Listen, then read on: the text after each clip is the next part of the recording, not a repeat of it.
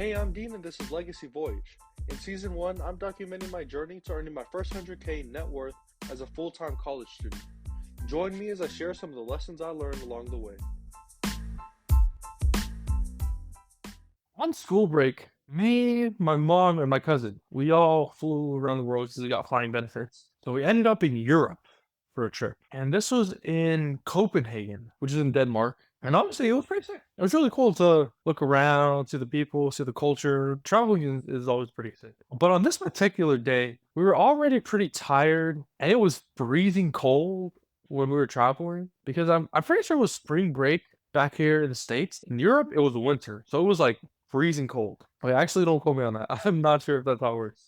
But anyway, it was super cold. It was pretty late at night, and we already did a bunch of walking that day. And all me and my cousin were trying to do, or at least I was trying to do, just go home. Like, we already did the things, we already went sightseeing and all that stuff. I feel like please just go home. But there was this one stop that my mom really wanted to go see, and it was Christiania. She was describing it to me. She's like, "Oh yeah, all the articles they say Christiania is the best, and it's one of the must-go-to spots in Copenhagen that you must go to." And so she's looking up on Google Maps, and we're trying to find our way there. So we take the train and we start walking, and we're looking up, look down at our phones, try to see where we are, look up, see if the buildings line up with where we're at. And then eventually we ask someone for directions, and they tell us, "Oh yeah, Christiania is this way," and we go. And finally, we can see Christiania. We finally made it. And if you know anything about Christiania, it's a funny story because as we're walking into this place, we start sniffing. What the heck is that smell? And we keep walking, walking. And it was weird because right before you get to Christiania, it's all pretty lit up. Like, there's street lights, the building lights are on. But as you walk into Christiania, there's no lights, and the buildings look way different. And you keep walking, and then you just get hit with this wall and this wave of Ganja. So we were expecting Christiania, like, the European cathedrals, thinking Versailles and these massive, massive stained glass windows. That's what I think when I hear Christianity. I think Christianity, I think European architecture, I think like beautiful buildings. And then we pull up to Christiania and we find out it's like torn down graffiti and edibles and a lot of weed, which was completely different than what we were anticipating. I just thought it was actually hilarious because earlier this week I hopped on a call with this half Samoan, half German dude. And he lives there. He lives in Copenhagen. And he was telling me, "Oh yeah, I live in Copenhagen. It's not too bad out here." And I was like, "Oh yeah, I went to visit out there one time." And he was asking me questions like, "Have you visited this place? Have you visited that place?" And then he said, "Oh, have you visited Christiania?" And I was like, "Christiania? What is?"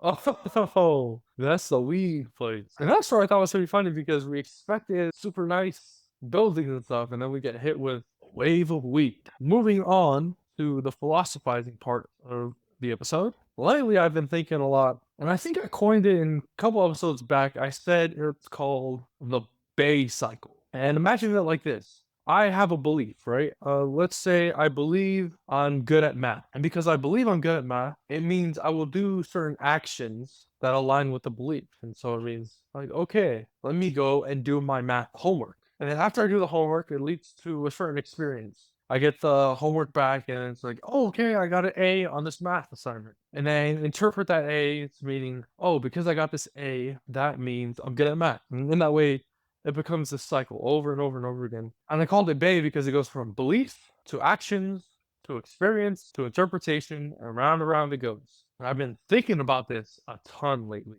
and making more updates to this model that I have in my head. I think the new thing I'm calling it is the belief helix. And here's why: is because instead of this being like a cycle over and over and over again in circles, the question is, how do you change it? If it's always recursive, if it's always reoccurring, then how do you change your beliefs? How do you change your actions or your experiences? Because my cycle idea, I don't think it accounts for that. But this helix idea is, instead of a cycle where it's just one 2D, 2-dimensional circle, it becomes 3-dimensional. And I should have a drawing of this on the Notion page that you can check out in the description to really visualize to see this clear. But if you go and look over there, it's like a cycle, but the cycle is either going up or it's going down. And if it's going up, then it means the beliefs, the actions, the experiences, everything like that, it's all leading towards the person that you want to become. And if it's going down, it's doing the opposite. And to put some definitions on these things, how I define them is belief is what you think is true. Action is what you do. Experience is what happens. And then the most important, I think, of all of this, and probably the most that we can control, maybe? No, that's not true. Action is probably the thing that we can control the most. But interpretation, we have a good amount of control over. Interpretation is how you give meaning to fact. And so last episode, I think I was talking about emotions and how it's not really objective. It's like, oh, I'm feeling angry right now. It's your brain's best guess. Your brain is looking at the context of the situation, all the senses that you're feeling inside. And from that, it comes to the best guess from, oh, I'm probably feeling angry, or oh, I'm probably feeling anxious, or oh, I'm probably feeling sad, all those different things. And in that way, your brain is just interpreting the facts. And that's what I think interpretation is. It's how you give meaning to facts. And I'm still trying to philosophize more about this meaning. Like, what does that mean? I think meaning is just how something impacts your practical actions. It has more of like a actionable thing to it, but maybe I'll talk more about that in the next episode. The main takeaway from this is that beliefs are self-fulfilling. And going back to my math analogy, let's take the opposite approach. Let's say I have a belief that I'm bad at math. Because I'm bad at math, I don't study and I don't really try at all on my math homework. And then I get an F on the math homework, and then I interpret that to mean I'm bad at math. And then it just keeps on spiraling down instead of spiraling up. Oh, actually, maybe instead of the belief helix, I'll call it the belief spiral. I think that has a better ring to it and simpler. Okay, the belief spiral. Another important thing to note with the belief spiral is that belief and interpretation, those are all happening in the mind. Those are all internal. The external things are actions and experiences. Those are things that are happening out there in the world. But something that stumped me for a good while is interpretation, because I think interpretations in and of themselves are beliefs. They're like meta beliefs. They're beliefs about our beliefs. Like, for example, these can be mindsets, identities, emotions. Those are all things that will, at least in my eyes, classify under meta beliefs, where they are interpretations or influence our interpretations of experiences. Now, as I'm thinking more and more about this, even as I'm talking and thinking about this out loud, interpretation, huge branch of a philosophy called epistemology. And for me to go dive deep into this stuff would probably take ages. And honestly, I'm not an expert in epistemology whatsoever. But the gist of it is that epistemology is the study of how we know what we know. For example, if I ask you, what's 2 plus 2? You probably say, well, 2 plus 2 is 4. Everyone knows that. I'll say, how do you know that? You probably say, I don't know. It's just what, like, my math teacher said. How did your math teacher know that? And then it opens up this whole other thing about beliefs and where they come from and stuff. But that's why I think it opens up this paradox, this interpretation paradox. Because if you look at this belief spiral and you say, okay, beliefs lead to actions, lead to experiences, lead to interpretation, round and round it goes. If you look at that, you ask yourself, okay, what's an interpretation? I think an interpretation, all that is a meta belief. And so you could make the same belief spike for that. And then if you go to that belief spiral, you make the same belief spiral for the next thing and the next thing, and then it's infinitely recurring. And I know for sure that I've lost some people there, because honestly, I kind of lost myself and all that. But I'm still trying to think through this. I haven't simplified it to the point where I can explain it to like a 7-year-old and they would understand it. But this is not perfect by any means, and I will definitely update my views on this as I keep philosophizing and think more about it. The other thing I want to talk about was Maslow's hierarchy of needs. And I believe this is like a psychology thing or something. But what this hierarchy of needs is basically like a pyramid where it says, okay, as a species, as people, we need this thing first, and then this thing second, and then up and up it goes. And so the very bottom of it, it says we need physiological needs. Like, we need stuff in order to survive: food, air, water, all that stuff. And after that, we need to be safe, like personal security, get resources, and make sure your health is fine, all those things to feel safe. And on top of that, we have love and belonging, like friends and intimacy and family and all that stuff.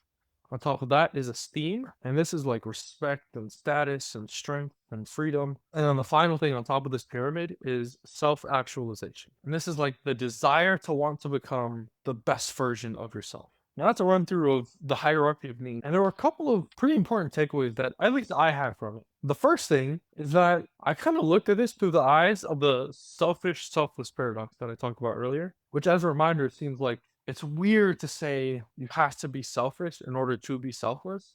But I think that's exactly what it's talking about right here in the hierarchy of needs. Like, in order for me to take care of my people, I first have to take care of my own physiological needs, my own safety, before I can get to the third part of that ladder, part of that pyramid, love and belong. Another takeaway that I had is that all of these needs, they're ongoing. Like, they never stop. It's not like I eat a burger and that burger is so good, it's so delicious that I don't have to eat ever again. No, I always keep needing to eat burgers, or I always need to be there for my people, or always need to improving myself for the self-actualization part of this thing. And the last takeaway I had about the pyramid is that it matched really well actually onto my personal values, which at the end of every single one of these episodes, I always go through it. I go through updates on my work, my people, and myself. And that's exactly where this thing maps onto. Like, at the very top of my list, number one value for me is taking care of myself, loving myself. And this would be physiological and safety needs. And the second thing is love and belonging, which would be my people. And the third thing is my work,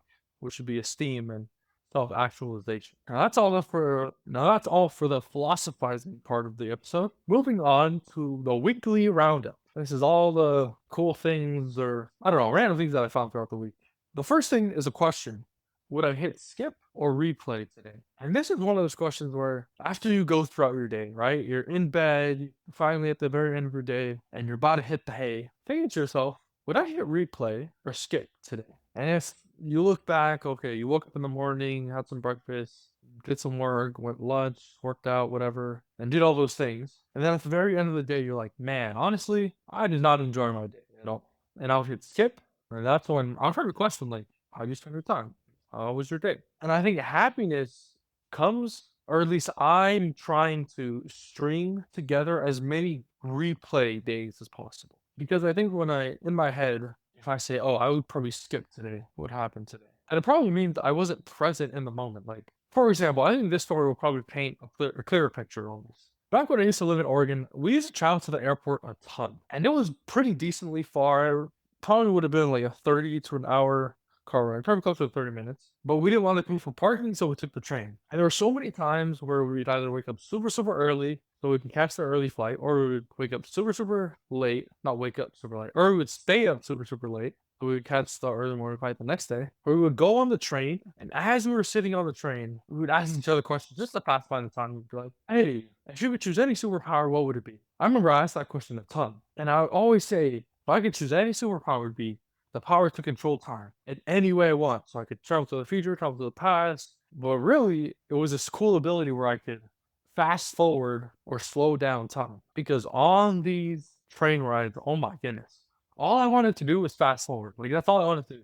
Is fast forward the train ride so I can finally get to the airport, we can finally go on the flight. And even then, I didn't want to fast forward through the flight and all that stuff to get to where we're trying to go. But I think that's a key indicator. Like, that's a dead giveaway that I just wasn't present in what I was doing. Like, instead of sitting on the train and just wishing that I could have the superpower to fast forward or hit skip, it opens up the opportunity for me to ask myself, like, dang, maybe I just got to be more present in the moment where I could actually enjoy the train ride. And so now whenever I'm commuting, which is in school, mostly walking, like, it's a perfect opportunity just for me to philosophize, think to myself, listen to a podcast, or talk to someone. Those things that are actually help me be more present. Moving on to the quote, and this one's about scissor blades by C.S. Lewis. He says, regarding the debate about faith and works, it's like asking which blade in a pair of scissors is most important. And regardless of if you're religious or not, I think this idea is super, super powerful, super important.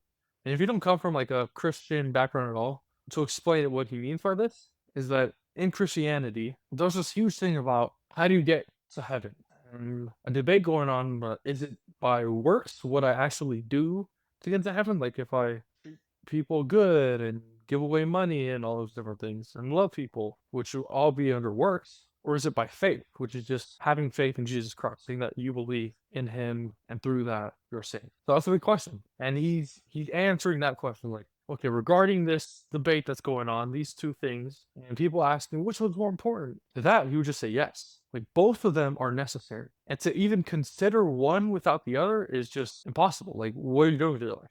And the reason I think this can be super, super helpful to think through is especially applying it to the virtue vice scale. Because if I ask you, okay, which one of these virtues is most important? Is it forgiveness or accountability? Is it self-reliance or selflessness? Is it emotions or logic? All those things, if you put them on the virtue vice scale, all those things are virtues, but they seem to contradict each other. Like, how can I be emotional by also being logical and then balance the two things? Because they seem to just completely counter each other. And what C.S. Lewis would say is yes, like both of these virtues are super important. And it's not like one is better than the other. Both of them work together and they need each other. A podcast I found for this week is another one by, I think the name goes by Healthy Gamer or Gamer GG, something like that. But this is the dude who dropped out of college with a 2.5 GPA, went to India, and then came back and ended up at Harvard as a psychiatrist. And I've just been diving deep into stuff about like emotions and how it impacts us and influences us and everything we do. That was a podcast I found. And I've also lately been getting super deep into these Jubilee videos. And so there was one they did relatively recently. It was called a middle ground video. So this is where they take two groups and they're standing on two sides of the screen and they'll say, put up a prompt like I think this is good, something like that. And the people who agree, they come up, they discuss, and then the disagreeers come in, and then they all just have this open discussion. And usually it'll be groups who are like completely on different sides. Like they'll bring Republicans and Democrats and see if they can have middle ground, or they'll bring Christians and non-Christians and see if they can find some middle ground. The one I found brought together fit men and fat men. And for me, especially as I'm going through this right now, like really going through it with this whole binge eating and trying to stay on top of my health, I think the episode, first of all, was pretty out of pocket. Like some of the things that were said were kind of crazy. But that said, it definitely opened my eyes to see a different perspective, for sure. And I thought that was, if it wasn't educational, which I thought it was at the very least entertaining. Now, for the last thing on the wrap up was this article I found. And it wasn't necessarily an article, it was more like a speech that I found. But it's called Protect the Private Moments. And I want to read like an excerpt from the article, where the speaker, he's talking about this story about his dad and some advice that his dad gave. It says, protect the private times of your life, he said. You know those moments of your life when you think there's no one else around, nobody else knows what I'm doing, and nothing that I'm going to do during this moment will have any negative effect on anyone else. You know those times? What you do in those moments during these private times of your life will determine the level of confidence you will have before God and men. It will determine your ability to concentrate and focus on difficult and complex challenges in your life more than anything else I can teach you. And it will have more to do with how you grow and raise your own family and how you strive to draw near to our Heavenly Father than anything else I could say to you. Son, protect the private times of your life. And I thought that was powerful.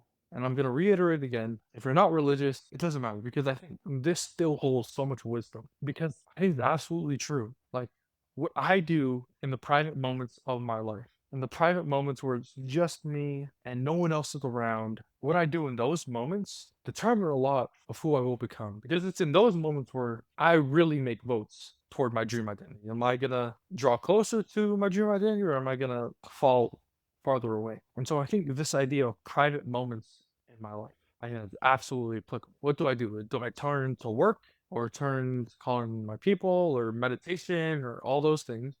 Or do I turn to food, or anime, or drugs, or drinking, or any of the other things that people use to regulate their emotions? And this gets into my life update. First of all, myself. And the real is that things have been super, super tough. Honestly, let me backtrack, because it's been better than last week was real rough. Like last week was rough, okay? This week is not as rough as last week, that's for sure. Like it's definitely gotten better. That said, I still like one of the nights out of this past week, I just grabbed some ice cream at 7-Eleven and started chugging it. So all of that is just to say, like, things aren't easy. And I was listening back to a podcast episode a while back, and it was like one of the nights where I binged, and then the next day I didn't want to do the podcast episode at all, but I did it anyways. And I said in that episode, these are the moments when it counts. Like these are those private moments when I really don't want to do the podcast episode and I'm really feeling down on myself. I think those moments is where it's even more important that I record the journey that I say, look, this is what I went through. Because years down the line, and I've heard this from so many people, where they've already made it and they're sitting on their hill and they're talking about the journey of how they got to where they are. And they're putting it in this way where everything just seems to connect. Everything just seems to fit perfectly together. And I will say, as I'm going through the journey right now, as we speak, like, it's not easy. Coming to college, trying to do a business or a startup, getting all the no's, all the rejections, and while doing all of that, trying to stay on top of my health, all those things, it's not all butterflies and rainbows. Like, it's rough. And that's why I do these episodes, to hopefully help someone else who's out there and might be going through this thing. Because honestly, it's part of the game. And I gotta remind myself of that sometimes too. Like, if it were easy to be in shape, to be on top of your health, and also be there for the ones you love, while also trying to build something that's never been done before. If that were easy, then everyone in the world would do it. But the reason why I'm struggling with this, the reason why everyone struggles with all this stuff, is because it's hard. And it's the reason that it's hard is because it's worth doing. So reminding me of that is, I think, very helpful, very, very important. So that's the update on myself. Update on my people. I think this past weekend was Mother's Day, so it was a huge blast. Did barbecue, hit the grill, sun was out, threw the football around. It was a huge fun. And one thing that happened this weekend is I was mowing the lawn. It was like the first time I've ever mowed in my life. This probably would have been a better story at the very beginning of the episode, but it's okay. It was the first time I mowed in my entire life. And after I finished mowing, there's other tasks that I'm trying to do. And I'm trying to untie this trash bag. And I'm struggling with it. Like, this trash bag is so difficult to untie. And literally, my entire hand starts cramping up because of how much I'm squeezing this thing and trying to twist and turn it in every possible direction. But nothing is working. And so I'm trying to do this. I'm going on. Must have been like, I kid you not, like at least 10 minutes that I'm trying to fight with this thing. And then as I'm locked in and I'm focused on this thing, all of a sudden I hear a squeaky voice, a high pitched tone say, look at my dance, look at my dance. And in that moment, I was reminded to not forget the important things. Because in the moment, oh my goodness, all I wanted to do was just rip this thing open and finally untie this dang trash bag that I've been struggling with for kind of 10 minutes.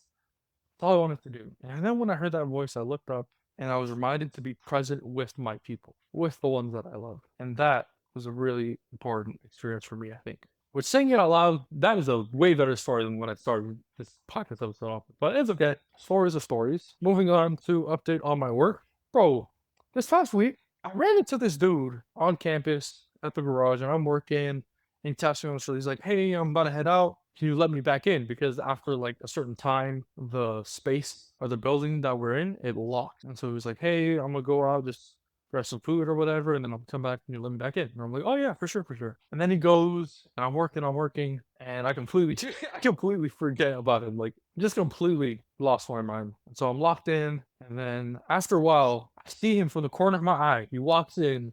I'm like, oh dang, I completely forgot about you. Sorry, bro. He's like, oh yeah, no worries, no worries, no worries. And so we start catching up. I was like, oh, what are you building? He was like, what am I building? So I tell him to run down these and these, Pacific Islander Media Company, all that stuff. And then I asked him. He was like, oh yeah, I jumped out of here. He's like, yeah, I jumped out of here last quarter, and now I live in San Francisco, and I'm building a startup.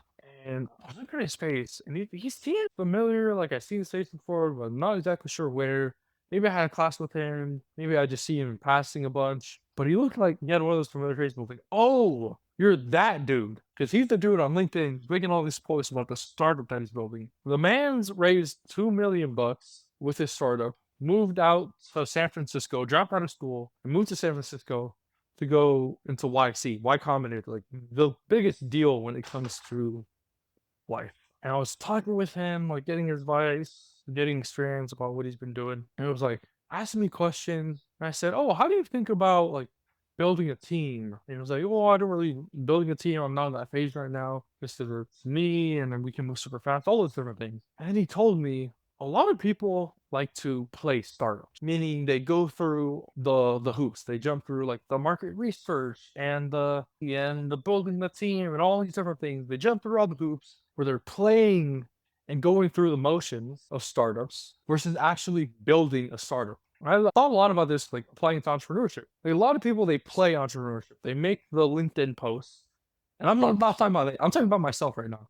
I make the LinkedIn posts, and I build the website and design the logo and put the posts out about building a team and go run through all the interviews and bring people onto the team, go through the onboarding process, all these different things that go into work. And I realized that even right now, I'm playing entrepreneurship. And for ages, I was trying to define this thing. Like my professor, her definition of entrepreneurship that I took this last quarter, it was like mobilizing the resources and people and network to solve a problem we're solving, something like that. Super long definition that kind of really didn't make sense. And what this dude told me, he said, bro, honestly, people overcomplicate it. Entrepreneurship, all that is building something people want. And it doesn't even mean that they'll pay money for it, but it's building something people want. Like, even if it's a nonprofit or if it's like a burger, if it's a burger that people really, really want, then boom, entrepreneurship. And that's where I think I caught myself. Like, lately, especially lately, I've been going through the motions of playing entrepreneurship. Whereas I'm not really focusing much effort, time, or energy into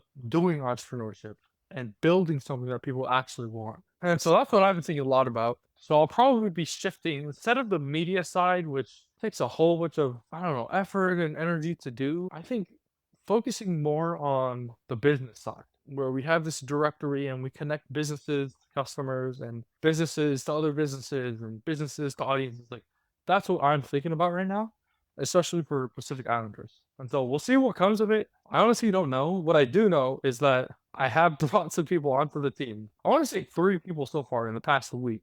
And the worrying part for me is that I might just have to like let them go, even though we haven't even worked together at all, and have those difficult conversations right now. Because I'm still trying to figure out what we're trying to do. And I really, man, I should really put my time into finding a co-founder that can do all the technical stuff and build the product while I'm out there making the sales.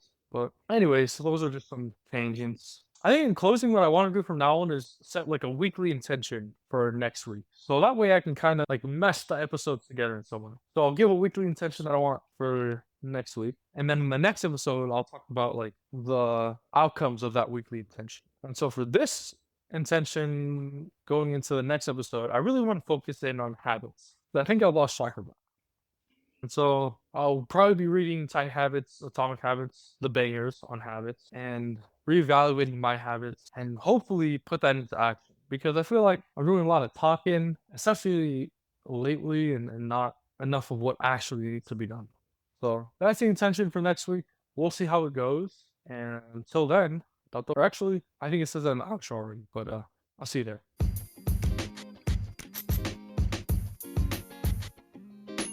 I record these episodes completely free to share success with everyone. So the only thing I ask is that if you learned anything or found something interesting in this episode, just leave a review and share it with a friend. Only takes 5 seconds and it would mean the world. Thanks, and I'll see you in the next episode. Tatok, see you.